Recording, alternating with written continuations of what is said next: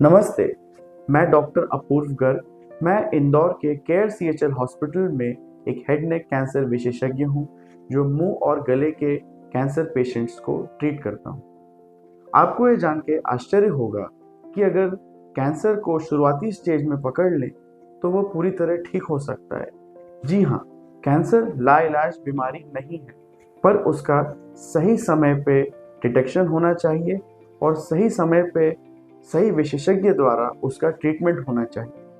अगर आप तंबाकू, बीड़ी, सिगरेट, पान मसाला, शराब, ई सिगरेट और हुक्का का इस्तेमाल करते हैं और आपको कैंसर का कोई भी शुरुआती लक्षण है, जैसे कि मुंह पे छाले जो ठीक नहीं हो रहे हैं, गर्दन में गठाने हैं, दांत अपने आप ढीले हो गए हैं, मुंह खुलना कम हो गया है और आपके मुंह में लाल या सफ़ेद दाग, तो ये कैंसर हो सकता है।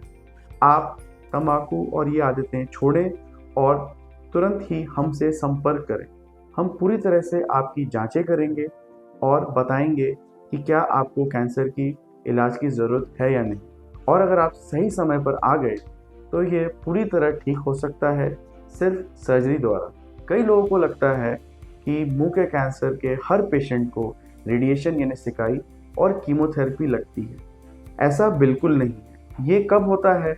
जब पेशेंट हमारे पास बहुत ही एडवांस स्टेज 3 स्टेज 4 में आता है और उसमें सर्जरी के बाद जो उनकी ट्यूमर की रिपोर्ट आती है उसके आधार पर कुछ मरीजों को रेडिएशन और कुछ को रेडिएशन के साथ कीमो दिया जाता है।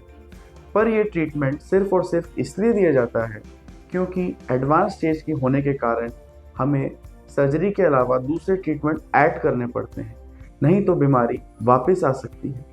स्टेज 1 की जो कैंसर हैं उसमें क्योर रेट 85 से 90% यानी 85 to 90% है, पर वही क्योर रेट स्टेज 4 में 40% पे चला जाता है। तो आप समझ सकते हैं कि ये सीधे 50% कम हो जाता है अगर हम सही समय पर डॉक्टर के पास नहीं जाते हैं।